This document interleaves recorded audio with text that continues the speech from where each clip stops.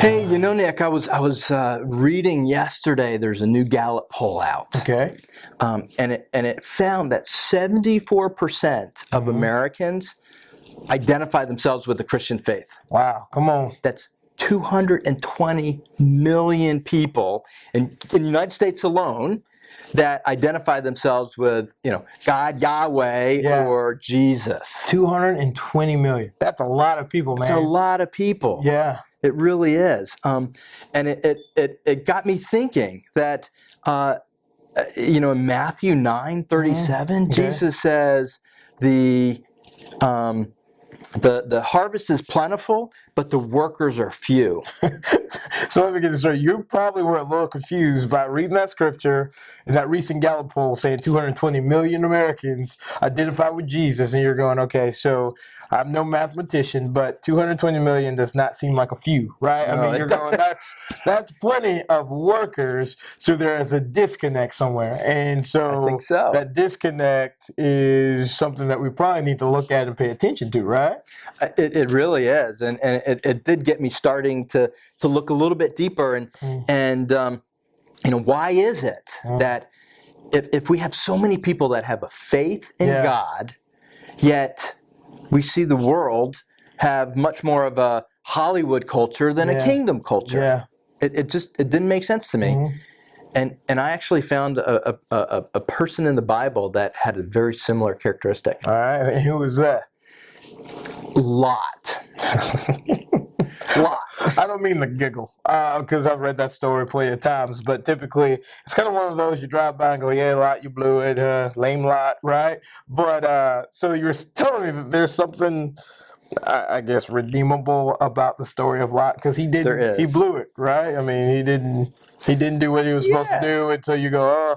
And which we've all felt that way, like I'm not doing what I'm called to do, but you look at Lot and go, yeah, learn from Lot. Don't want to be like him, kind of a deal. So you're saying there's some teachable things out of that story? I think there is. Okay. I think there is. Lot was the nephew of Abraham. Abraham, who is the father of our faith, right? Yeah. I mean, no one will argue with that. Lot was someone who probably had even met God incarnate with his uncle Abraham. Yeah. We're told in 2 Peter that Lot was righteous. Yeah. So he had a belief and a faith in our ultimate God. He moves to Sodom. Sodom's a wicked town. We know that, and it's known now as a town that was destroyed by God. But did you know that it didn't have to be destroyed? Jesus told us that if Sodom could have been saved, right? What we know is Lot lived in Sodom for somewhere between 15, 20 years. And he had a faith. He had a deep faith, because we know that before God went and destroyed Sodom, he actually talked to Abraham about it. And Abraham convinced him that if God could find just 10 righteous people in Sodom, he would save it. Yeah. Okay. Well, let's do a count then. We have Lot. Yeah. We have his wife and his 2 daughters. So that's 4 people. He's almost there. He's 40% there. Yeah. Yet 15 years he had no impact on 6 other people. That's crazy, man. Just 6 other people. If he had had a positive impact to change their lives, to want to change their lives by introducing them to the God of the universe, Sodom would still be around today. Okay, so that's crazy. He only had 6 more people to influence.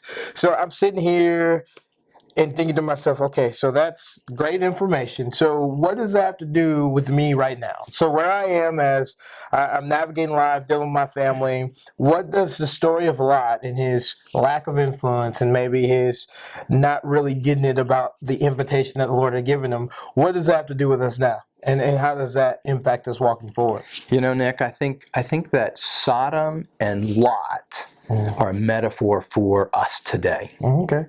Right? 220 million believers, yet the action of those 220 million don't seem to line up, just like Lot. Inactivity, inaction didn't line up to find just 6 other righteous people. God's still looking for his righteous today. Come on.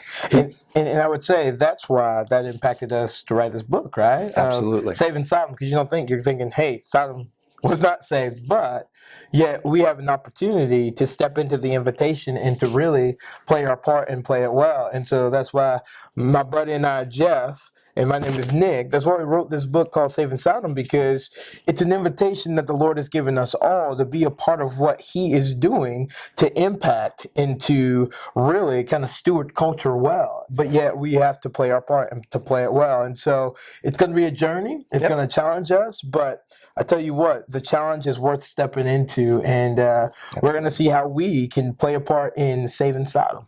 Absolutely.